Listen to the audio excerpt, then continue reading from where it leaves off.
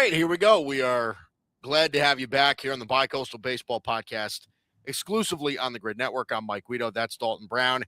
It is great to have you here on a Tuesday evening. Our schedule at this point has been fairly sporadic. We were live on a Friday. Now we're live on the following Tuesday. And then what, Dalton, are we back to Monday next week? Or I think so. Yeah, I think next week we'll be back to Monday. All right. So there we go. I think next week we should be back to the normal schedule. But Dalton, we're previewing the Central divisions today. How you feeling, my friend? Feeling good. I mean, the Central divisions are pretty wide open relative to, the East and the West, I would say. Yeah. Should be, I mean, it'll be fun to go through some of these teams. The AL Central in particular, it's, kind of trying to parse through who even wants to win this division. Right. Which we'll talk plenty about that. But man, I mean, it's been nice to have baseball to watch, even if it's just spring training. I watched a lot of the Giants versus Team USA today, which, hey, anytime the Giants can lose a game like 15-1, I'm not mad. Yeah, right. Well, hey, listen, I will say this. The Yankees beat Team Panama today 11-1. How about it? Right, exactly. Well, and the Brewers lost to Great Britain, that's concerning. I mean, none of these results matter, but man, that's not a great look. Yeah, right. No, 100%. I there's certainly something to be said about that as well. But so here's the thing. Before we jump into any of the divisions, are you a World Baseball Classic guy, or are you one of these people that like despises the whole thing? In past years, I've been kind of just whatever about it. Mm-hmm. I'm actually really excited for it this year. Partially just because there are a lot of really good players playing in it, and I'm just jonesing for meaningful baseball. Yeah. And I, it's interesting. I don't think the USA should be the favorite. I think the Dominican should be the favorite. The Dominican team is stacked. Because I don't think the US, I mean, now that we know Scooble's only going to pitch once, now that we know Skeens isn't going to pitch all that much, U.S. is going to be leaning on some innings from some not aces. I mean, Clayton Kershaw might eat a few innings, which I just can't imagine he's in the best pitching shape. So probably not. Yeah, probably not. It'll be fun to watch, though. It certainly will be fun to watch. I always think that there's a great place for it in the game, right? Like I don't know. I think I understand that. Like Met fans got all up in arms when Edwin Diaz got hurt a couple of years ago in it. And they were just like, oh, why does anybody play in this stupid tournament and everything like that? I'm like, but because it's cool. Like, that's why. Yeah. Like I don't know what everybody's big deal about it is. It's obviously it's not the World Series, but it's cool. So, and I think you need stuff like this outside of just traditional Major League Baseball. I think it's fun to have stuff like that. All right. So let's jump right in. You talked about earlier, you just mentioned how particularly the AL Central could be a division that's, generally wide open, right? And I think part of that is just because it really shouldn't take all that much to win it. But I think a lot of people are looking at the de facto favorite of this division being the Detroit Tigers. Let's start with them real quick. This is obviously a lineup that has some young talent that they really like, right? Riley Green on the come up, Spencer Torkelson kind of having, a bounce back season to what we, we're used to seeing from him in his first year or two. So Spencer Torkelson coming up, see if he can continue what he's doing. They really got a lot of meaningful play out of guys like Zach McKinstry and Dylan Dingler, who, again, really kind of sprung out last year. And then this is a rotation that, I mean, I think when it's all said and done, if they can get healthy to some extent as well with some of those bottom end guys, you're looking at one of the top rotations in baseball. I mean, listen, I think if you were just asking me today, gun to my head, I think the Tigers are the favorite in this division on paper. Dalton, what say you? What do you make of Detroit heading into this season? Yeah, I mean, this is a division where the theme as we discuss it is going to be like there's no real clear favorite. I think there are 4 teams that I can legitimately see winning this division. I know some people will disagree on the Twins, but the Twins are a little bit more talented than I think people are going to give them credit for. But yeah, I mean, the bar is just not set that high here, right? I mean, you could win, I think realistically, 86 wins gives you a good chance of winning this division. Right. Just about that. Yeah, I think so too. You know, when I look at the Tigers, I'll start there. The first thing that jumps off the page is the rotation is very kind of name heavy, right? I mean, Tarek Skubal, we know what he is. Framber Valdez obviously helps fortify the top of that rotation. Fascinated and dismayed by the Tigers coming at Tarek Skubal at $19 million in arbitration when he came in at 32, and then turning around and promptly giving Framber 38 a year. That to me is really weird and leaves a bad taste in my mouth and probably Tigers fans' mouths and probably people's mouths. So I am interested to see, like, you know, what do things look like in that pitching room for them in terms of just how people feel. But on paper, Tarek Skubal and Framber Valdez is a great 1-2. And then, you know, you figure between Flaherty, Verlander, Mize, Cater Montero, a couple other guys that are probably going to factor in as well. Like, they should be able to field what I think is the best rotation in the division. The big question with the Tigers, as it was last year, is just, are they going to hit enough? And, you know, looking at this lineup, Mike, I mean, this is pretty much what they rolled out with last year. Right. This is their lineup last year. Right. So, you know, this was not a great offense last year. This was a team that, you know, had the best record in baseball for a while. And we talked a lot about how we expected them to come back down to earth. Well, they came back down to earth in a really major way, blowing the largest lead in you know, MLB division history, blowing a 15.5 game lead. So, you know, if I'm a Tigers fan, don't get me wrong, it's great to have Framber Valdez in the fold. And, you know, you'd rather have Tarek Skubal than not have Tarek Skubal, but I don't love what it says about the direction of the organization that they tried to lowball Skubal, and I really don't like what it says about the direction of the organization that they're just rolling out the same lineup again. And, you know, last thing I'll say on them, this is going to be a theme with the teams in this division where, you know, this goes for the Tigers, this goes for the Guardians, this goes even for the Royals and the Twins. This is a division that's there for the taking. Like, any of these teams, if they had decided, hey, we're willing to up our payroll 50 to 70 million and improve our roster, could have immediately become the favorite. And none of them really did, which is a bummer. I mean, I think that sucks for baseball in the Midwest. But, yeah, I would agree with you. I think the Tigers are probably a slim favorite in this division to start the year. Yeah, and here's the thing, too. I mean, a big factor in this is you have to imagine that, and again, hopefully it turns out to be this way, but this is the way that I look at Detroit this year.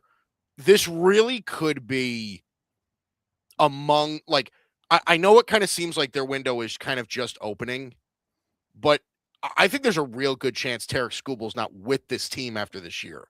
So, I mean, this window could close before it even opens. So if that's the case for them, like, at what point do the Tigers actually make a push here? Because if you know, I mean, and the Tigers within the organization, I mean, I thought after the arbitration thing, I thought for sure, I was like, this Tarek Skubal trade might happen sooner than you think, right? Because, like, that's a large gap. Now, I thought Tarek Skubal traditionally was like, all right, Tarek Skubal was aiming high, but he was the best pitcher in the game. So, but the Tigers were definitely aiming low. So I'm like, okay, so now there's a $13 million gap between these teams, between these two sides. This really might just be a big punch in the face, and we're going to, you know, get an acceleration on this whole process. But and by the way, Tarek Skubal won the arbitration hearing. He did, right? Exactly. So they're paying him $32 million, and they're paying Framber Valdez $38 million. That's $70 million of their payroll right there to those two pitchers, right? To those two guys, you know. Which, you know, hey, I'm glad that's how it happened, right? The Tigers deserve to kind of get punched in the stomach with that. I mean, if you're going to be cheap, this is what happens. So, you know, and I'll be honest, like, don't get me wrong, I think Framber Valdez is a good pitcher. I'm never going to fault a team for spending money, but $38 million could have got you a decent starting pitcher in maybe a 3-4 role and helped you improve your lineup in a couple spots, right? Mm-hmm. You're going to hear me say it a few times tonight. The Braves, what they did. Now, we don't have to get into the Profar stuff or Ha-Seong Kim getting hurt and how a little bit of it's blown up in their face, but the decisions the Braves made this offseason to have their payroll raised by about $50 million, but go out and get several contributors that raise the floor of the team. If any team in the AL Central had the Braves offseason, I think they'd be the favorite outside of maybe the White Sox. Right. Yeah. And, well, listen, and that's definitely fair to the point of like the Tigers.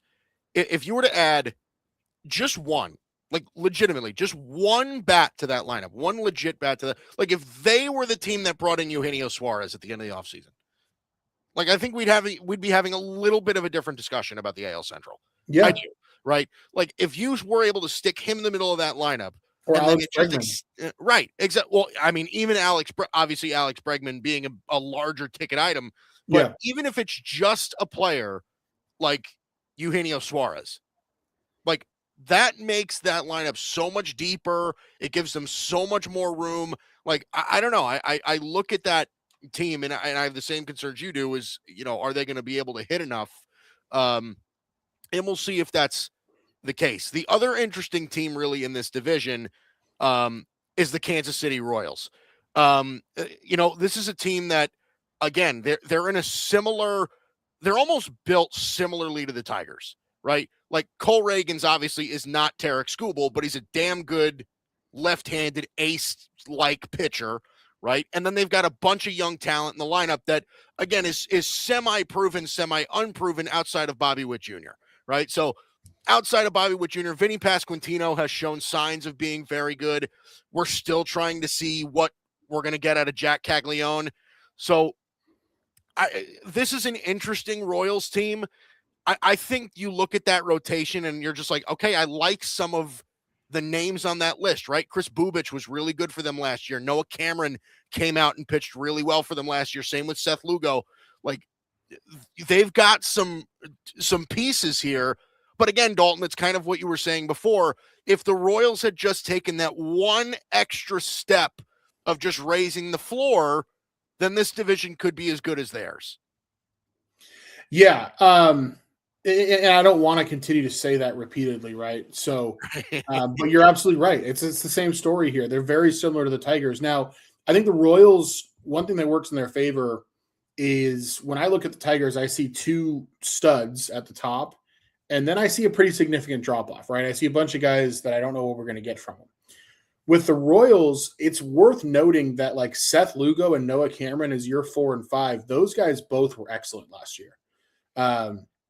Like Noah Cameron was a mainstay on my fantasy team throughout most of last season. Right. He was awesome. Like I mean, maybe they expected it. I didn't think he was going to come up and be that great for them as a rookie. Now you bring him back for a full season. Ryan Bergert's also a guy that both in San Diego and Kansas City has looked pretty good at times. So I think this rotation's pretty deep. If they can stay healthy, Reagans, Waka, Bubich, Lugo, Cameron, it doesn't necessarily have that punch in the top 2 or 3 names that you look for in a playoff rotation, but those guys staying healthy through a regular season is going to give them a really high pitching floor that I think the Royals can definitely feel good about. But it's the same story on offense as the Tigers, where they're just running it back. Now, I think in the Royals case, like they're betting on Jack Caglianone figuring it out, right? They're betting on Carter Jensen, like being what they think he might be. And they're betting on Isaac Collins being a contact hitter that can, play well there, I guess. But like Maikel Garcia had a great year last year. That might regress backward a little bit. Like Bobby Witt's awesome, but like Vinny Pasquantino had a great year last year. I don't know if that continues. Salvador Perez is only getting older. And Mike, even with Garcia and Pasquantino, in my opinion, having years better than you would expect, this was a bottom 5 offense in baseball last year. So I'm just not sure how much of a ceiling there really is here offensively. Yeah. They need Jack Caglianone to be like a stud quickly if they're going to be any good. Yeah. Yeah. I think he's the, kind of how like you were laying it out last week with the Eastern divisions, like as a player to watch. I think Jack Caglianone is the guy that that you have to watch, right? A lot of their offensive success, I think, hinges on how he performs. And listen, all signs, right, previously as a prospect and everything like that, point to him eventually being a massive power hitting stud. But again, that's yet to be proven, right? It's similar to how we viewed the Red Sox with Roman Anthony. It's sort of the same kind of deal here. Yeah, and I do have ceilings, floors, and players to watch on these teams too. I should have mentioned them for the Tigers, but for the Royals, you're right. Cags is the guy. Like, yeah, if this team is going to be anything other than a middle of a mediocre division, also ran, it's going to be because he turned into the hitter that he looked like in college and the minors. Like, that's just what it's going to take. For the Tigers, by the way, my player to watch is Kerry Carpenter against lefties specifically. And I heard Sean Casey was talking on like a Tigers show recently about this, and I caught wind of it. I think it's a great point. Like, at some point, if you're the Tigers, you're not a good enough offensive team to not give Kerry Carpenter a chance at 200 or 300 at bats against lefties to see how he does. Like, and I get that it hasn't always looked good, but like the only way that's going to change is with exposure. Right. Kerry Carpenter is arguably your best offensive player. They need him in the lineup every day. And I think that's going to be a big deal for the Tigers this year. It's like, do they put Kerry Carpenter in the lineup against lefties, and does he hit them? If so, I think that is like one thing that could help their offense just a little bit out of the cellar. Right. Yeah. Yeah. Well, and well, right. And that's the thing. So, so back to the Royals. I think realistically, I don't know. I'm kind of interested to hear what you say. Like, what would you have as their ceiling for wins? Like, how good do you think they can be? Yeah. So I am viewing the Tigers, the Royals, and the Guardians all very similarly. And I'm viewing the Twins as just a tad behind them, but still kind of similar. Yeah. For the Tigers, Royals, and Guardians, all three of them, I've got their ceiling right around 87, 88 wins. Okay. I don't think anybody in this division is getting the 90 wins. And the difference between those three for me is the floor. Like, I think the Royals floor is maybe around 70, whereas I think I think the Tigers and Guardians have a little bit of a higher floor, maybe around 75. You think the Royals could be that bad? I think they could. I mean, think about it this way, man. Like, this lineup last year, I forget what exactly. I think they were 26th in runs scored, right? And they didn't add to it. If Cole Reagans doesn't stay healthy again, and they lose maybe one other arm, and the league catches up at all to Noah Cameron, like, if their pitching isn't great, it's easy to see them, for me, losing 90 games. I'm not saying that's likely. To be honest with you, like, if you asked me to make a projection on like what I would make the win total, I'd say like Tigers 83, Royals 81, Guardians 81, Twins 79, 80. Like, I think these teams are all, they have a couple talented guys, and other than that, it's just a bunch of random dudes. Like, that's kind of what this division is, and it's really unfortunate. But yeah, to answer your question, like, I think the Royals 87, 88 wins at best, 70 wins at worst. Yeah. Yeah, that's interesting. And again, it kind of catches on to the theme, right? Of just like, teams that could have it, but don't necessarily have it. And that's, I'll tell you this much. If one of these teams at the deadline this year decides to be aggressive and add legitimate talent in a smart way, like, it's theirs, Yeah. Yeah. Well, hey, listen, I mean, that's one thing that can 100% be established in virtually every single year is whatever we show you on the screen now is not going to be the same in what's going to be on the screen in August. Like, it just isn't, right? So again, we'll see how this carries us, but let's move to the Guardians. Okay. Look, you are famous on this show for saying that the Guardians are quote unquote ass. Dalton, I think this team's ass. Like, I'm with you now. I am like, I just don't see it. And again, fool me once, fool me twice, fool me however many times you want, right? Because the Guardians always see it. They're like the Brewers of the NL. Yep. Right. But they always seem to be better than what they show on paper. And I'm sorry to our friend Tristan Reyes, by the way, who, is very, very loyal to our show. I just don't think this team's any good. Like the top of this rotate, Gavin Williams is turning into something, right? Tanner Bybee is a 4 starter. Like, what is he, a 3 or a 3 at? Yeah, he's fine. I mean, right. That's what I'm getting at. Like, there's nobody really that impressive in this rotation. Outside of Jose Ramirez, there's really nobody I trust in this lineup. Steven Kwan is good as a nice contact hitting outfielder, but like outside, like Rhys Hoskins, when I was making this lineup, Rhys Hoskins isn't even on their 40-man roster. The guy's a spring training invitee. Like, I don't know, Dalton. They can fool me again, but I don't think the Guardians are any good. I just don't. Yeah. I mean, look, I'll say this for Tristan, because I know we've had him on and he loves his Gardos. He's not very happy with the Gardos right now either, and he's pretty frustrated with it. He should be. Right. But look, I mean, this is exactly what we're talking about when we say, like, this is a team that chased down a 15.5 point deficit late in the season last year to make the playoffs. And those fans showed up, were into it through all of that. They've got an incredibly loyal fan base.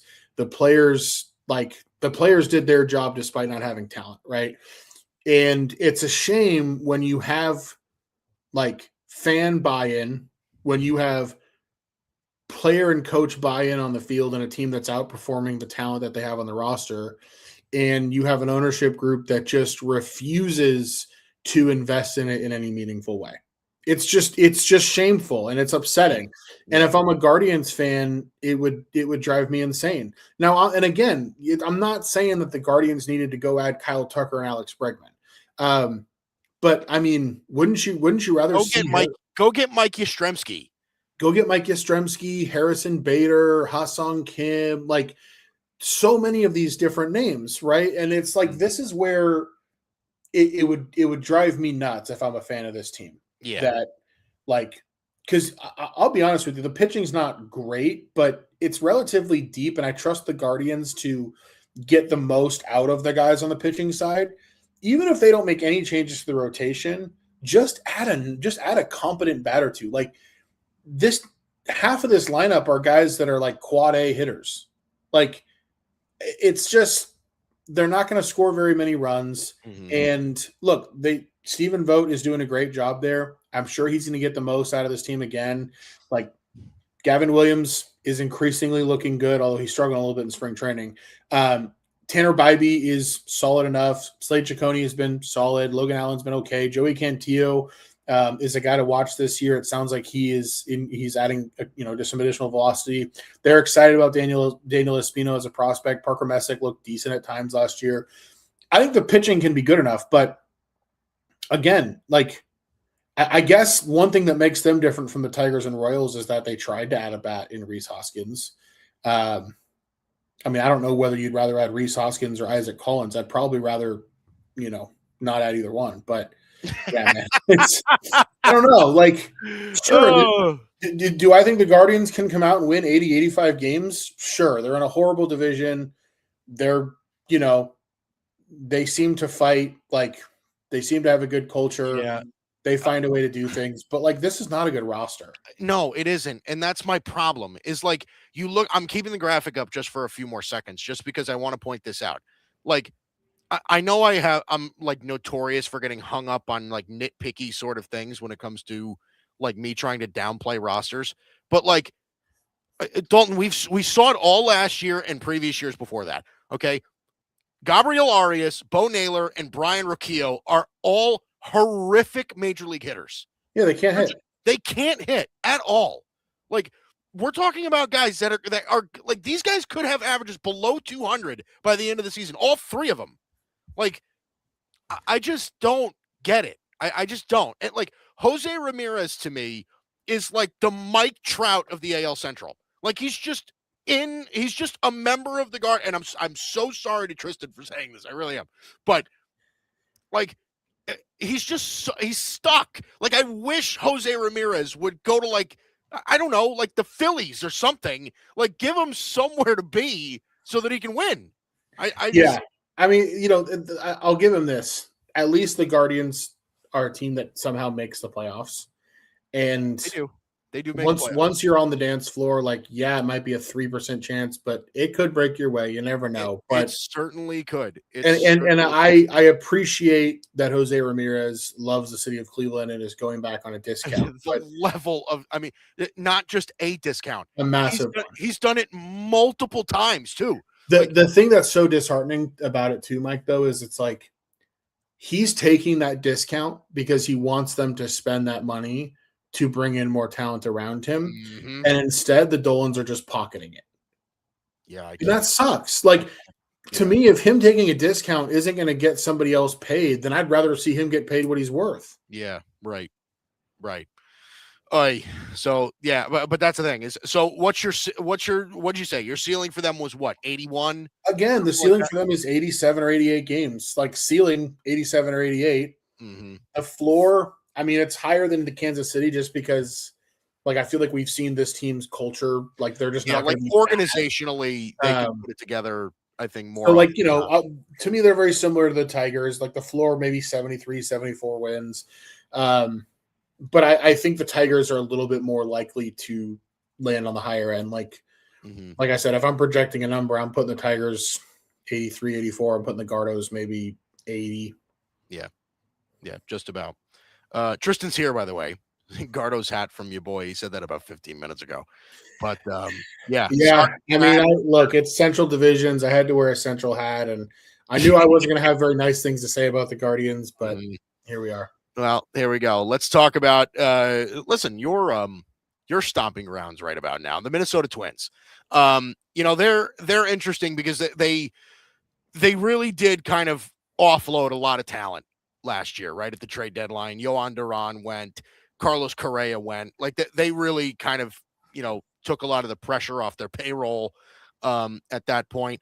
There were a lot of talks this offseason about whether or not Byron Buxton would waive his no trade clause to go somewhere else. Obviously, the Atlanta Braves got brought up in those discussions just because he's from that area, and that's the only team that he would really waive his trade clause for. But listen, I look at this lineup and I say, okay, like it isn't. You said it last year, and I like the way that you put it. The cupboard is not barren, right? Like, this is not a team that is completely lost of all hope. Obviously, losing Pablo Lopez for the season, I think, is a massive hit for that rotation. So they're going to have to find ways to eat innings in that way. But the Twins are not a barren team. But I listen, if it's me, I think I've had more confidence in them in the past, right? I keep having confidence in the Twins over the past couple of years. I don't have that same level of confidence in them this year. What say you? Yeah, I mean, I think I have mixed feelings with the Twins because, like, the last couple of years, I have expected them to be better than their projection, or I've expected them to be pretty good, right? I thought both have, going into last year, I thought they were the best team in the division. And then it just didn't really work. And there are a number of reasons why. I mean, Royce Lewis, like, just had a terrible season. He wasn't himself. Brutally bad. And Carlos Correa was terrible for them last year. Carlos Correa was terrible. I do think that they're keeping some of the right guys. Like Byron Buxton last year was awesome. Yeah, he's amazing. Like, amazing center fielder, hit 35 homers. He's quietly a top 10 to 15 hitter in baseball. He's legitimately awesome. Yeah, he's great. Matt Wallner can slug against righties. Jeffers is an okay offensive catcher. If Royce Lewis can bounce back, this is not a bad lineup. Like, Trevor Larnach can hit a bit. They like Luke Keyshaw a lot. They like Luke Keyshaw a lot. We'll see what they get out of Brooks Lee. Like, they've got some intriguing offensive guys. We'll see if we see some Walker Jenkins this year coming up. Like, they've got some intriguing offensive guys. Like, Josh Bell maybe helps raise their offensive floor a little bit. I don't know what you'll get out of him, but and like to me, I feel the same way about their pitching. Like there are a couple names here that like Joe Ryan is a very good pitcher. He'll be an all-star probably. Yeah, right. Pablo Lopez, if he was healthy, was going to make this actually a pretty decent rotation. Yeah. Missing him is a big deal, but even missing him, it's not bad. I mean, Bailey Ober, SWR, those guys will eat innings for you. And then, Taj Bradley and Mick Abel, a couple guys with like high prospect pedigrees. Mick Abel's stuff looks really good this spring. We'll see if they can figure out Taj Bradley, but there's some potential here. And, again, it's another team that in a bad division, if things break right for them, there's no reason they can't be above 500 and even win the division. It can happen. And so it's kind of a similar story to these other teams, but with the Twins, I feel like they actually have like a few of the most talented players in the division. But you're not wrong. I mean, Byron Buxton and Joe Ryan are both very, very high level players. Yeah. And look, one thing I will give the Twins credit for this offseason is they went out and signed like half of the available relievers on the market. Like they did. They went out and signed Taylor Rogers. They signed Anthony Bonda, or they traded for Anthony Bonda from the Dodgers. That's low key, I think, a really good get. They signed some veterans like Andrew Chafin, Liam Hendricks, Julian Merriweather. Like they've got some guys in that bullpen that have pitched a lot of major league innings, and these are guys where could be a good bullpen. None of them are going to turn into Edwin Diaz, or none of them are going to turn into Mason Miller, but like they have guys where you're playing that kind of bullpen arm roulette, and if you can get 2 or 3 of those guys to have decent seasons, there are a lot of adults in that bullpen. So and honestly, all in that scenario as well, like if Julian Merriweather has a great year and he's capable of doing so, he's got great stuff. Yeah. Offload him for a pair of prospects and then you're, you know what I mean? Like that's the great thing about relievers too, is like if you buy low on relievers on 1-year deals, then guess what? Like, you might be able to cash in on some young talent for those guys as well with almost no commitment at all. Absolutely. I mean, I think the thing that's frustrating for people here locally, and the reason why some fans here locally have kind of turned on the team, is they've seen this payroll go down and down and down. Mm-hmm. And the poll lads looked like they were going to sell the team and then just said, you know what, never mind. And I think there was a lot of excitement here about them selling the team. Like there was a lot of feeling of, oh, okay, well, hey, if the Ishbia family or somebody else comes in and buys it, maybe they'll be interested in winning. Instead, it's just staying with the poll ads and the payroll's going down. So the vibes are not great with the Twins, but I think the team is not quite as horrible as the vibes. I'll say that. So what do you think about them? They're who's somebody to look out for? What do you think with them? Yeah. I mean, player I'm most excited about. I mean, I go to a lot of Twins games, so I'm always excited to watch Byron Buxton. Like he's genuinely a joy to watch. But he's fun. The player I'm most intrigued by is Mick Abel. Like I think he's going to get a chance to be an actual major league starter this year, and we've seen flashes with him. Like that would be really cool to see if Mick Abel were to figure it out, because there's a lot of talent there. So that's the guy I'm looking forward to watching. Yeah. Well, listen, it'll be an interesting year for the Twins, to say the least. And we'll see if they can finally catch lightning in a bottle a little bit, right? Just to, see if they can let the Twins be the team that shocks everybody. Not, I mean, Mike, would you be surprised if the Twins were better than the Guardians or better than the Tigers or better than the Royals? Not I would really. I would be, well, okay. I wouldn't be surprised if they were better than Cleveland. I would be surprised if they were better than the Tigers. I would genuinely be surprised. I mean, I guess I'll put it this way. I'd be moderately surprised in the sense that, like, I think it's less than 50% to happen, right? Well, that's I think one of the main differences between you and I in some cases is, like, I think you're much more open to the, hey, it could happen. Like, I'm way more like, no, I think the Tigers are better. Like, well, I mean, I guess what I'm saying is I do too, but when I think of, like, I think of it as a range of outcomes, right? Where to me, I'm like, if you simulated out this division 1,000 times, I think the Tigers win 400 of those times. Mm-hmm. And then I think the Twins maybe win 150 of those times. Mm-hmm. And then I think, maybe the Gardos win 150 and maybe the Royals win 200. So I do think the Tigers should be the favorite, but I don't think it wouldn't be crazy to me if the Twins won the division. It'd be moderately surprising, but I don't think it'd be crazy. Mathematically speaking, by the approximations that you just brought up, that would mean the White Sox, this White Sox team, would win that division 100 times.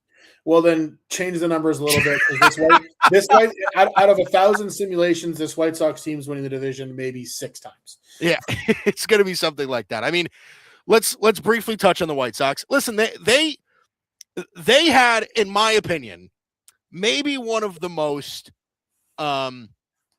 I feel like interesting isn't the right word. You can say it. They had the best offseason in this division. Well, listen, I will say this. The fact that they were the team that ended up getting Munetaka Murakami, I thought was mind-boggling. Like, that really kind of blew my mind. So let's just kind of sum it up here, Dalton. I think obviously the expectations are low in Chicago. We're used to them breaking records for being a bad team in baseball. What do you make of them this year? Are they going to be as bad as we're used to seeing them in 2026? No, I think they'll be a little bit better. I mean, look, again, imagine if the Guardians had gone out and signed Austin Hayes and Munetaka Murakami.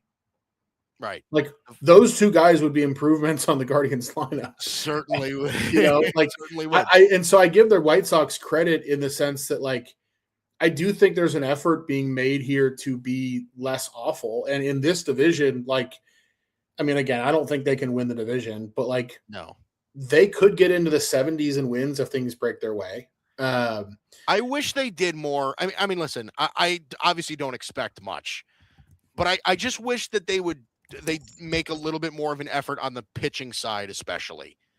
Because honestly, if you look at the left side of this graphic, right, if you look at their lineup, I think now we can honestly say there are some building blocks here, right? Like, Chase Mydroth was really good for them last year. Colson Montgomery is a really high-level prospect. Yeah. There's some building blocks here now. Oh, Edgar Caro is as exciting of an offensive player as there's in terms of prospects around right now. Right.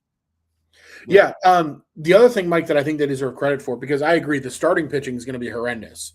They're going to give up 1 million runs from their starters. But kind of like the Twins, they went out and signed some warm bodies who have pitched major league innings in the bullpen. Like Anthony Kay, Eric Fetty, yeah. Sir Anthony Dominguez. I mean, yeah. I mean, boy, oh boy. Jordan Hicks in a relief role, that could work. Sean Newcomb in a relief role, maybe that could work. I mean, they went out and signed some. I mean, Lucas Sims, he's had some good. He was rough last year, but he's had some good years in Cincinnati. They went out and got some guys. So, again, I think the floor is a little higher for them than it was in these last couple of years, which is a big step forward. I'll put it this way. If the White Sox starting pitching can be 20th best in baseball, they're not finishing last place in this division. Wow. Interesting. The problem is, I think their starting pitching is 29th best in baseball. Yeah, no, that's the thing. Shane Smith is going to start opening day for them. And they just don't have anybody exciting in that rotation. They just don't. They have nobody exciting. I mean, listen, I don't know when Drew Thorpe is coming back. I really liked him as a Yankee prospect. I really, really did. But out of everybody on that list, he'd be the guy that I'm okay, you might have something with him. But outside of that, I really don't see a whole lot as far as pitching is concerned. Here's one question. Go ahead. No, you asked me a question, then I got one for you too. Okay.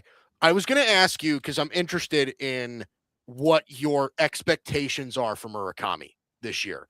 Because, again, the offseason, Munetaka Murakami had maybe one of the worst off seasons of any player on the free agent market, right? That dude's market was non-existent.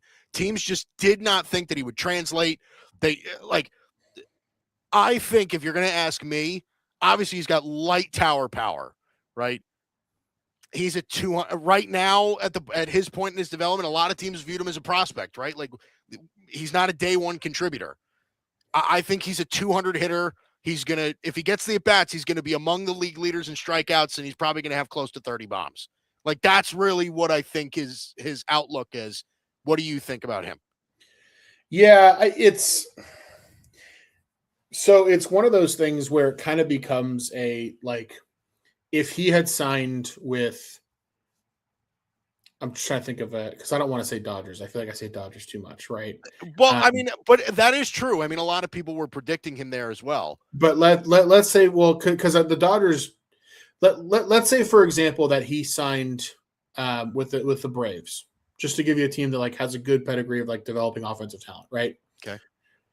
If he signed with the Braves and the Braves said, hey, he's not going to break our opening day roster, I'd still feel good here because it would be yeah, but he's in Atlanta. Atlanta will figure him out and they'll get what can be got out of him. And they recognize where he's at right now. And he's not ready to play over Riley or Olsen, but he'll be a contributor with time.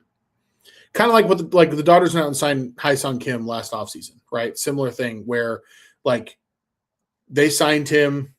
He spent a little bit of time in the minors, came up, looks like he's going to have a bigger role this year. He's crushing the ball in spring training. They've overhauled things with him. They've got him moving in a really good direction. Instead, when a guy like this signs with the White Sox, it feels very final. It feels very okay, well, whatever you are now, the White Sox aren't going to squeeze a whole lot more out of you. So here are a bunch of major league at-bats. Good luck. That's how it feels. Now, there's a chance that, this kid's young, right? There's a chance that he just continues to develop from a bat-to-ball skill standpoint, starts making more contact, and the power's there, and it works. It could work. But there's a natural bias when a guy signs in a place like this who had this much hype around him previously where you're and look, some of it comes from, you think about Luis Robert, right? Mm-hmm. Expectations for Luis Robert were otherworldly. He was the number one prospect in baseball. Yeah. And he shows up on the south side and just doesn't really get better. That's my worry for him. I thought my hope for him. You'd say the same thing about Yohan Moncada too. Yohan Moncada was the same deal. Yeah. So that's my worry for him. It's not I hope it goes better than that for him, but yeah, not great. Yeah, I think, and that's really the troubling piece. And that's a good point that you bring up of there's a reason his market was so small, right? There's a real reason why the Yankees and the Dodgers and, a lot of these teams that are so high on the priority list, especially for Japanese talent, right? Like the Cubs and all these teams that really just didn't have anything more than just a surface level interest in him. There's a reason why he ended up with the White Sox for a fairly cheap deal. That was really not an expensive contract that the White Sox got him for. What it feels like to me is he wanted to go somewhere where he could play every day. Mm-hmm. And the Dodgers, the Cubs, the Yankees, teams like that probably told him, you're not ready to play every day. Mm-hmm. And so he ends up in Chicago. We'll see. Well, yeah. And listen, I hope that I hope he turns out to be something really good because I think that would be so fun. When he sends a ball flying, he sends it flying. He's got a really fun left-handed swing to watch. He really does. He's a guy that I would love to see in a home run derby. All right. What was your question before? My question before, because I think this is almost more interesting than who's going to win this division, is, Mike, I wouldn't be that shocked if one of these teams falls behind the White Sox. And so I want to ask you, what do you think are the chances the White Sox don't finish in last? Because I think it's a non-zero. I think it's non-zero too, but I also think that there's a highly likely chance that they do. It's probably still 90% that they finish last. I think it's more like 60%. I think one of those other teams might bottom out. I could see it. Listen, man. I think there's no chance it's the Tigers. Unless stuff goes horribly wrong for Kansas City, I don't think it's the Royals either. I don't know. I just think it's either Cleveland or Minnesota, and it's probably not Cleveland because just that's the way they do things. So I would say if it's gonna be a team, it would probably be Minnesota. and I don't think it'll be Minnesota. I just don't think it's very likely. I do appreciate that the White Sox made somewhat of an effort to not be a 55-win team again.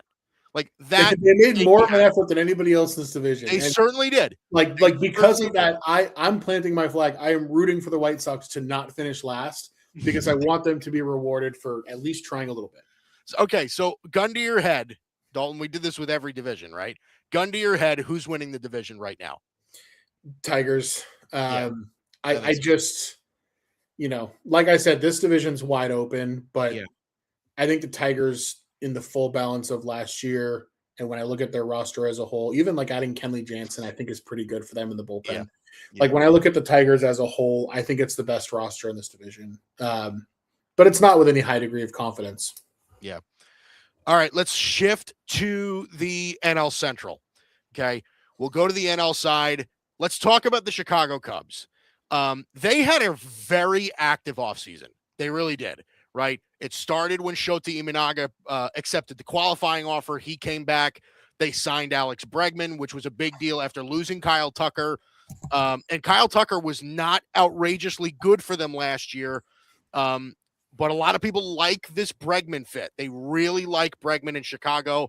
And then they made a trade in the starting pitching department by bringing in Edward Cabrera from Miami.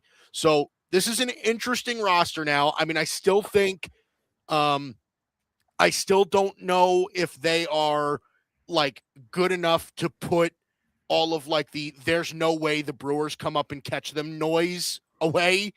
But I do like this Cubs team. I think they're probably one of the 3 or 4 best teams in the National League right now, if it's just me. Yeah. I think this seems very solid. I mean, I think in this division, they have clearly separated themselves. And last year we talked about this division kind of similarly to the way we talked about the AL Central, where it was like, well, Cubs are decent, Brewers are decent. Who knows about the Reds? And we kind of were, even the Cardinals, we were kind of kicking around last year in the beginning of the season. Yeah. This year, this division has a different look to it. And a big part of that is that the Cubs are just the clear class of it. Yeah. Like this lineup is pretty deep, Mike. It is. They can hit. And especially like if Moises Ballesteros can hit the way they think he might, he's a big power guy. If he can hit and not strike out a million times, like this is a deep lineup. This is going to be one of the better lineups in the National League. I'm really impressed with the investments they've made on the pitching side too. Like Justin Steele should be back before the All-Star break at some point. Matthew Boyd, we saw him today pitching for Team USA against the Giants, throwing like 96. He looks good. Like Edward Cabrera, talent's always been there. Maybe you get him in like a winning environment. Maybe he looks even better. Cade Horton showed flashes of being quite a good arm last year. Like, and then you have a bunch of veteran guys like Imanaga, Tyone, like Kyle Wright has pitched big innings in the past. And, Jordan Wicks at times looked good last year, big lefty. This is a pretty deep pitching staff. It's not like, I wouldn't say it's a top 5 rotation in baseball by any means, but it's a pretty deep rotation with talented guys. And when are they supposed to get Justin Steele back? From what I saw, maybe May or June. Yeah. Well, listen, I mean, if you're getting Justin Steele back at around the same time the Yankees would get Garrett Cole back, that makes this rotation, I think, very good. I really do think it's very good. And Mike, the bullpen has a lot to be excited about too. Like Daniel Palencia looks like a very good closer. And then I've talked about this with a couple teams. There's just a lot of like veterans out there.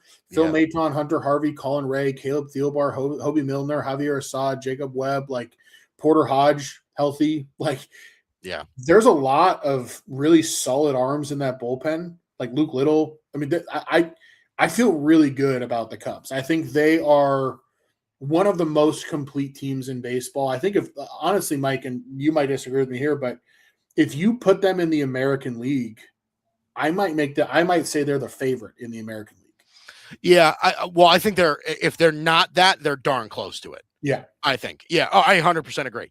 I think listen, if it's me, honestly, and just my opinion on this, I'm not convinced that the Cubs are not better than the Phillies. Like, honestly, Like, I think there's a good, I shouldn't say good, but I think that there's a legit shot that the Cubs could be the second best team in the National League. Like, they are really that good. Now, again, a lot of things have to break right for them. Like Ian Happ needs to become, I think, a little bit more consistent, right? Guys like Seiya Suzuki needs to keep hitting. Alex Bregman needs to work. Dansby Swanson has to hit a little bit, right? But I think a lot of those things can happen.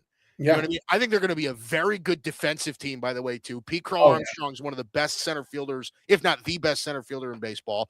I think they're going to have one of the best defensive infields in baseball with Bregman, Swanson, Nico Horner, and Michael Busch. I think that's a really solid defensive infield as well. So I agree with you. I think they're a very complete team. Look, again, I bring up the Brewers all the time just because, like, I feel like you can't fully put away the Brewers are just going to go out and win 105 games when they shouldn't. Yeah. But I do think the Cubs are pretty darn good. I really do. Yeah. No, the Cubs are more talented than the Brewers. Full stop. Like, they just are. Yeah. And especially if Pete Crow Armstrong can stop, like, opening his mouth and saying dumb stuff about the Dodgers, they're going to be even better. Right. Exactly. As long as that happens, then they should be good. Let's talk about the Milwaukee Brewers. Those pesky Milwaukee Brewers. Look, I just look at this, Dalton. Like, we do this every year, right? I look at the Brewers and then I look at the Cubs. I mean, the Brewers aren't even close.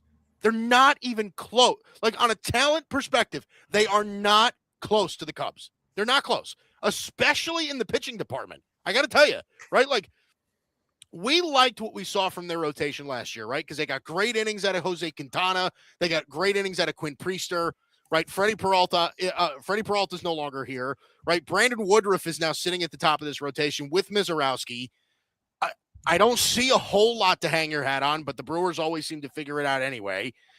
And then offensively, I mean, you're banking on Jackson Chourio to continue to develop, which he probably could, but Christian Yelich is another year older. Andrew Vaughn was a lost cause coming into the until he arrived in Milwaukee.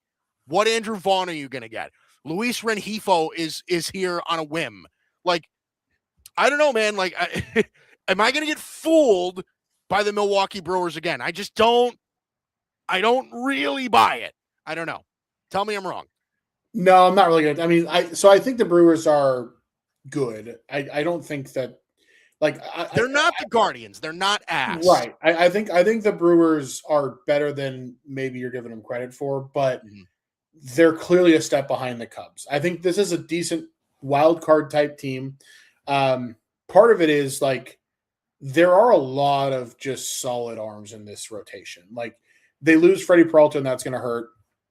And we don't know really what Brandon Woodruff is at this point, but we know, like, Quinn Priester looks really good. Jacob Mizorowski, we'll see, but maybe a full offseason, full build-up to starter. Maybe it sticks with him. I think Kyle Harrison is actually pretty good. Like, I think that was a pretty good get for them from the Red Sox. And then we'll see what they get out of guys like Henderson and Sproat and Gasser. I don't know. I think the rotation I trust because it's Milwaukee to be good. Their bullpen is pretty nasty. Like, Abner Uribe, Trevor McGill, like Jared Koenig. We'll see if Kyle Harrison ends up out there. They brought in Zerpa from Kansas City. Like, they have a lot of left and right-handed options in the bullpen that I think could put them in a pretty good position to close games. Can Aaron Ashby throw strikes? That's a big question that I don't know the answer to. But the main thing that I think you have to talk about here, like, Andrew Vaughn is not about to OPS plus 141 again. Like, that's just not going to happen, right? Like, Bryce Turang, is he a 121 OPS plus guy? Probably not. The flip side of that is, like, William Contreras kind of regressed backward a little bit last year, and I wouldn't be surprised if they get more out of him. If Christian Yelich can continue to be a very solid above average player, and Jackson Chourio might take the next step this year too. So I do think there's hope here. I think there are reasons to be excited. It's not a bad lineup. It's just not a good lineup. It's not a bad rotation. It's just a pretty good rotation. Realistically, for the Brewers, they, to me, just scream, like, 85 and 77 wild card team. That's how I feel about them. Yeah. Whereas I think the Cubs are a legitimate 93 to 95 win type team this year. Yeah. Well, and really that's the thing is I fully expect the Brewers to win 100 games again. Not because I think they're good. That's just because, well, listen, Pat Murphy is one of the, if not the best manager in the game at this point, right? We obviously know that what the Brewers do is really good. Like they have figured out how to win and not spend money at the same time, right? So that's legit for them. But again, I've seen so many,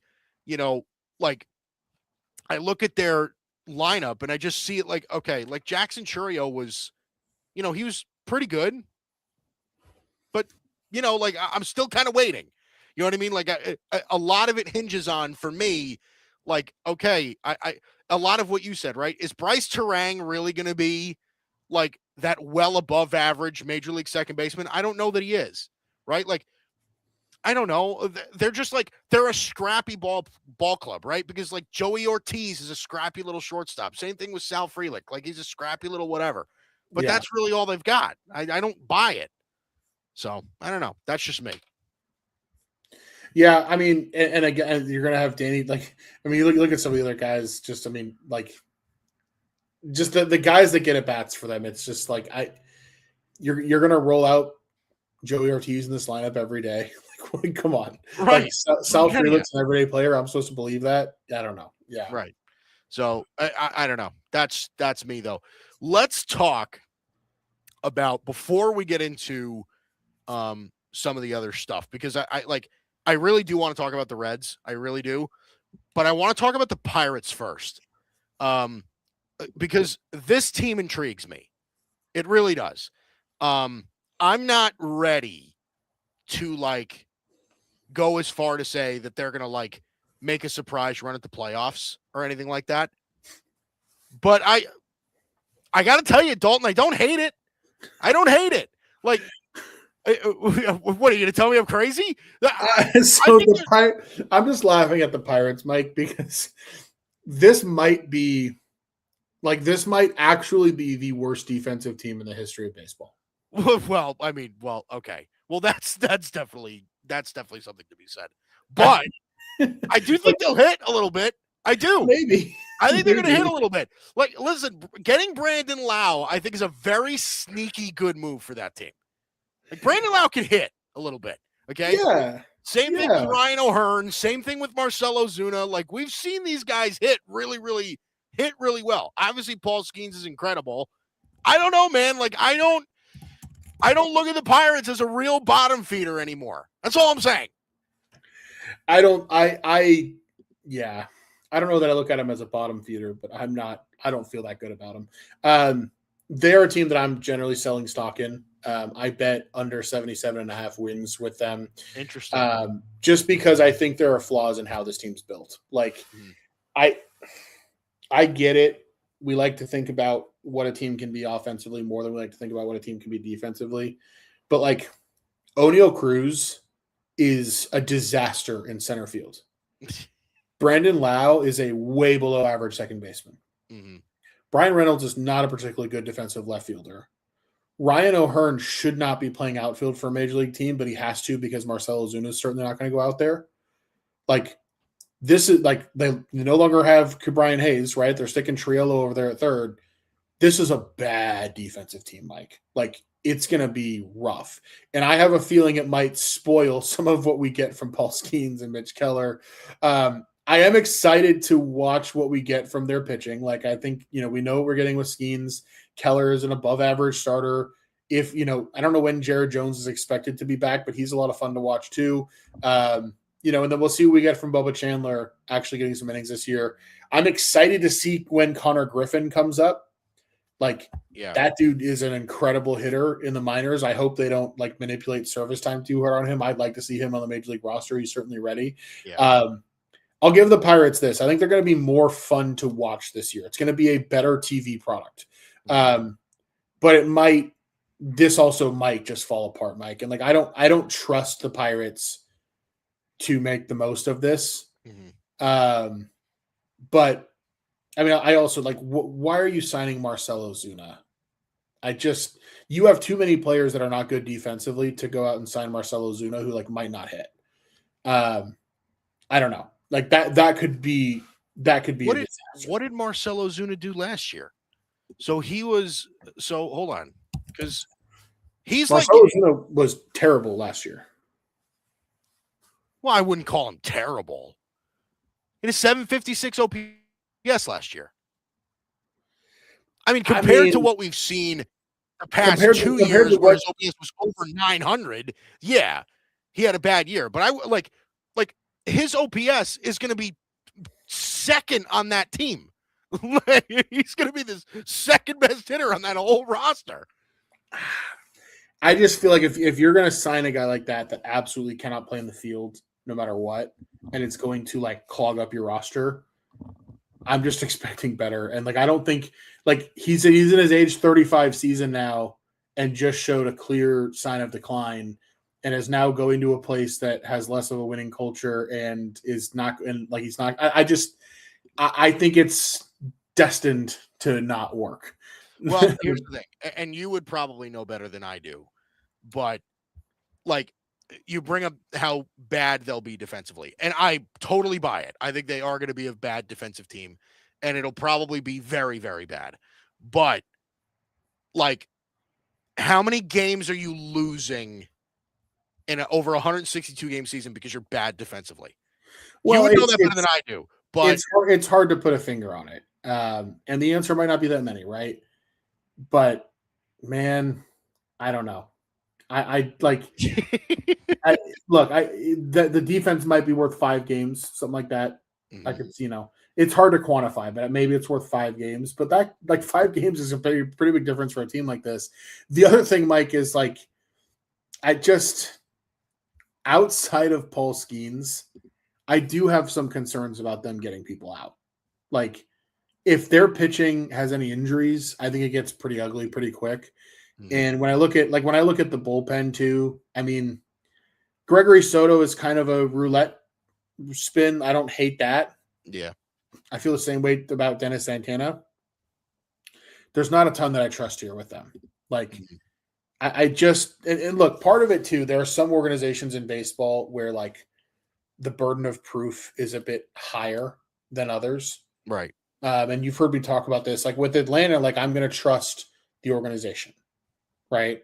Mm-hmm. With Cleveland, to a degree, I'm going to trust the organization, right? Same thing with like Milwaukee. Mm-hmm. Pittsburgh's in that opposite category. I don't trust the organization. And to me, this feels like an offseason where they're like, okay, fine, we'll throw some money at some offensive players with no thought to like how this is actually going to fit together on paper. Mm-hmm. And I don't know, man. I'm selling the Pirates. I think they're the 4th place team in this division. Yeah, I mean, here's the thing. I think that they are likely in that position too. But I think it's clear cut to say that they're not going to finish last. Right? Like, I think you and I could probably both agree that they're not going to finish last. I don't know if I'd say it's clear cut.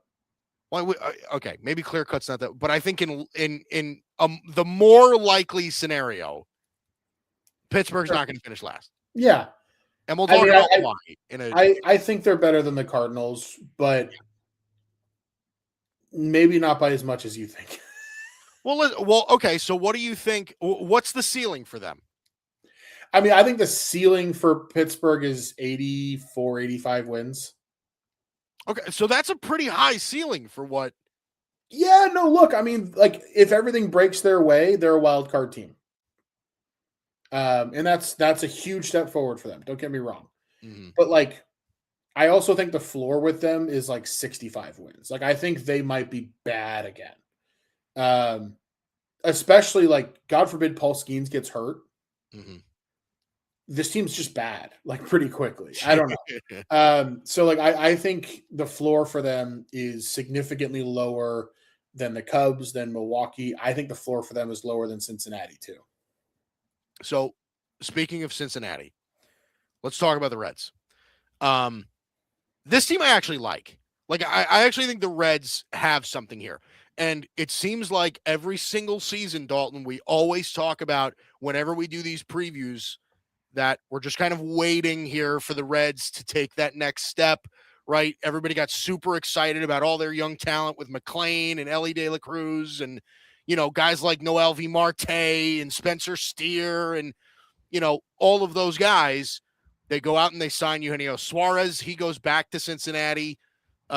They bring in Brian Hayes, obviously, as a sort of a defensive first third baseman that hasn't figured out the offensive portion of his game yet. But I also look at this rotation, Dalton, and I know that it's not a lot of like proven commodity, but I think there's a lot of upside in this rotation. I really think there's a lot. Like there could be a real good shot that they have one of the better young rotations in baseball by season's end. Yeah, to me, this is clearly a better roster than Pittsburgh. Like I think Cincinnati could compete with Milwaukee for second place in this division. Mm-hmm. I feel pretty good about where the Reds are at, and a big part of it for me is the pitching. The more we see of Hunter Green, the more it seems that it's just a matter of him being healthy. Like when he's healthy, he's really good. Same thing. Like I think Brady Singer, Nick Lodolo, Andrew Abbott, Chase Burns, Rhett Lauder. That's a really like solid group.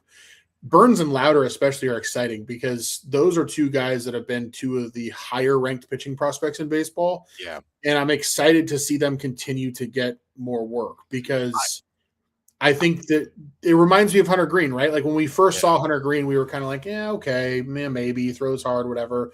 And we've seen him develop, right? We've seen Nick Lodolo develop. They have developed some good pitching.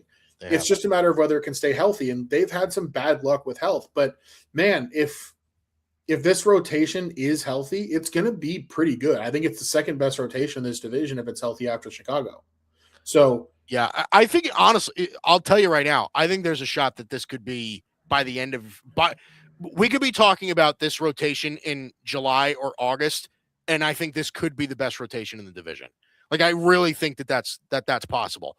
Every time I watch Chase Burns, and it doesn't always turn out pretty for him, right? Yeah. But God, is he disgusting.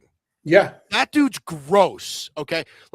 And like you said, Rhett Lauder's the same way. Nick Lodolo's the same way. I like Chase Petty a lot too. Like these are some really solid young arms that they can bank on. Yeah, no, they've done a really good job in that. I mean, it's crazy. Chase Burns was pitching at Wake Forest like 2 years ago. Yeah, they brought him up through fast, but the stuff, it makes sense. Look, offensively, the only thing that keeps me from thinking that the floor can bottom out on this offense is that they play at the Great American Small Park. I do have some concerns for them offensively. Like Ellie De La Cruz is awesome. He's fun to watch. I love that they brought back Gino. I think he's going to be a lot of fun in that ballpark. Outside of those two guys, I have like nothing but questions. There's a lot. So to me, I think the pitching is going to be good enough. I mean, I want to talk about their bullpen a little bit too. Like, Ashcraft moving to the bullpen has proven to be a pretty good thing for him. Emilio Pagan is all right. I mean, Pierce Johnson, Caleb Ferguson, Sam Moll's been their lefty guy forever.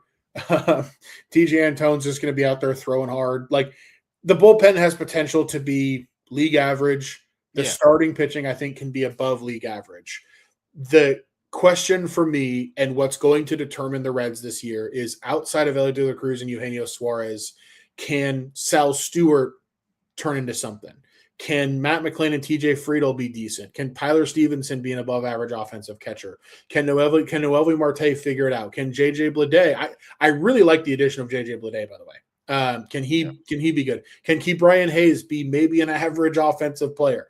That's what it's going to come down to for me. Like, can this team score runs? Because I think the pitching is going to be pretty good. Yeah, no, I think that's 1,000 the question with them is, are they going to be good enough offensively? And again, like I'm glad that they were able to bring back Eugenio Suarez, right? Like, cause that obviously raises the floor of this offense tremendously. I also think though, I mean, like if they just went out and brought in another bat or two, like it would go so much further for them. Cause I cannot begin to tell you how high I am on their rotation. Like, I really think that rotation could be like that rotation to me, again, like, and I might sound nuts just because I so buy into all the upside. Like, I think by year's end, we could be talking about the Reds like we talk about the Seattle Mariners, like having one of the best rotations in baseball. I genuinely believe that. So yeah, I mean, it's funny though, because the rotation in Cincinnati deals with kind of the opposite of what the hitters deal with. And it's funny you mentioned Seattle, right? Because they're kind of opposite environments, where in Seattle, a great offense can really suddenly not look great, and a great pitching staff is going to be like really is going to shine there. Yeah. That's the one thing with Cincinnati. It's tough to pitch there, especially when it gets hot in Cincinnati. Yeah. That's a really tough place to pitch, but they do have the arms to do it. If we're talking about their rotation like the Mariners rotation, this team's making the playoffs. Yeah. No, hey, listen, I'm not going to put that out of the question either. I think they could absolutely make the playoffs. They almost made the playoffs last year. They did make the playoffs last year. Oh, they did make the playoffs last year. You're right. Yeah. They did make the playoffs last year. But and that's the thing, is I think they're better than they are this year. I think they're better this year than they are last year. Yeah, I mean, look, the wild card in the NL is going to be pretty open. I mean, I think realistically, like, let's say the Dodgers win the division, Cubs win the division, and then let's say it's Philly in the East, right? I would not be shocked if one of the Mets or Braves falls off. Yeah. And then the other one takes a wild card spot. Who do those other two wild card spots go to? It could be Arizona, it could be Cincinnati, it could be Milwaukee, it could be San Diego, it could be the Giants. There are a lot of teams that are going to be in that mix, which is what we saw near the end of the year last year too. I think the wild card race could be a lot of fun in the NL. Yeah. It could be the Pirates. It could be. It's not, man, Mike. I really don't think it's going to be the Pirates, but hey, you ride that wave, man. I don't think it's going to be the Pirates either. Last team of the NL Central. Let's talk about the St. Louis Cardinals. They did a lot of selling this offseason, right? They let go of Sonny Gray. They let go of Nolan Arenado. Like, they really kind of let go of a lot of pieces. And this seems to be a natural part of the process, right?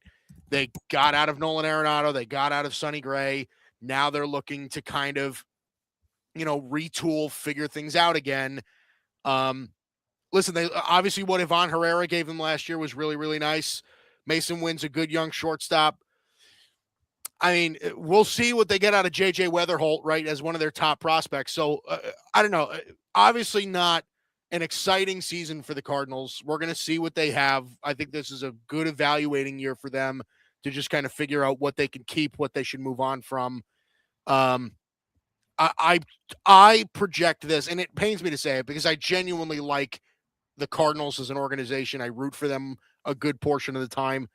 I think they're going to be one of the 4 or 5 worst teams in baseball this year. I really do not think that the floor is the ceiling is very high for this team. Yeah. It's really fascinating because St. Louis fans are not used to this. Like, right. In yours and my lifetime, the Cardinals have never really been a rebuilding team. Right. No, they're normally a pretty stable, good team over the past 25 years. This is now a rebuilding team. Yeah, big time. So I want to talk about the positives and then kind of where this could unravel. This lineup is not that bad. Like, I actually think like Nootbaar, Burleson, Herrera, Gorman, Wynn, Weatherholt, like it's there's a lot of guys here where things could break right, and this could be like an average-ish offense that has some pop to it. I don't hate the offense. Obviously, they're going to miss Wilson Contreras. Guys like Nolan Arenado and Paul Goldschmidt being gone over the last couple of years. This lineup feels a lot weaker than it was, but it's not that bad. I mean, I don't know. They'll score a little bit. The pitching is a dumpster fire. I mean, Liberatore is okay, but Mike, we've seen this movie with Dustin May. Like, the stuff is there, the makeup is just not. Right. And then after that, like, it's not good. It's a bunch of just create a player, like MLB The Show random guys. Like, it's just kind of what it is, man. I mean, you could have put like Andre Palante is listed as our number 3. You could have put Hunter Dobbins at the number 3, and I wouldn't have argued with you, right? Like, yeah, right. It's just like the pitching is going to be really bad. This team's going to give up a lot of runs, especially in that division. Like, I think having to play 6 times a Great American Ballpark, having to face that Cubs lineup 12 times. I mean, the Pirates this year might be a little better. Like, they're going to give up a ton of runs this season. The bullpen is rough too. Like, they're going to really be leaning on Jojo Romero this year, because you're going to need Ryan Stanek to eat innings and Justin Brule and guys that have kind of just been cast aside by actual contenders over the last few years. They're going to need to like actually eat innings, and they're not going to be on the team. They're not going to be on the team in August either. If that's the thing. Jojo if any Romero, of those guys pitch well, they're gone. So right. Yeah, no, this is a rebuilding team. Best case scenario for them, maybe they sneak into the 70s, but this is probably 65 and 97. Yeah. What's your ceiling? What's your ceiling for them? I'd love to hear this. 75. Yeah, I think it's about right. Like there's because if you win 75, you're not awful, right? But I don't think there's a world where they make the playoffs this year, and I don't think they're really intending to. No, I don't think they are either. I mean, once they traded Wilson Contreras, once they traded Nolan Arenado, once they traded Sonny Gray, like they were just like, you know what? It clearly isn't working. We weren't good last year. We have a lot of, we're not a roster that's particularly young, right? So let's just try and, recreate some of these pieces. And to be honest with you, the Cardinals had such a high outlook just a couple of years ago, right? When all their prospects were coming up, like when Nolan Gorman and Jordan Walker and these guys were coming up. I mean, these were top flight prospects that were supposed to be something, right? Jordan Walker never really turned out to be what he was supposed to. Same thing with guys like Nolan Gorman and Alec Burleson, and they're serviceable, but they're not what they expected. So, it is what it is. They're rebuilding. Yeah, I mean the magic of the Cardinals development kind of ran out. They just did. Yeah, but they struck gold with Ivan Herrera. Like, that kid's good. Yeah, he's good. That kid's good.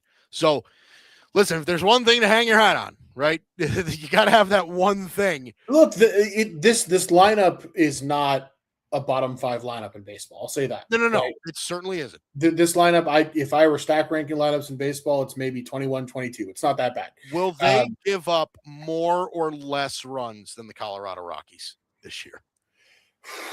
Less, because Colorado's pitching is also terrible and they play at Coors Field, but they might be as bad as the White Sox pitching wise this year. Yeah. No, I think that's real.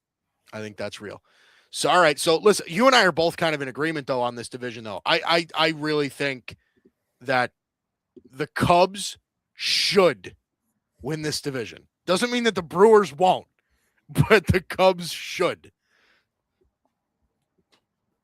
Yes. Good. Okay. Yeah. I think the Cubs are the second best team in baseball potentially.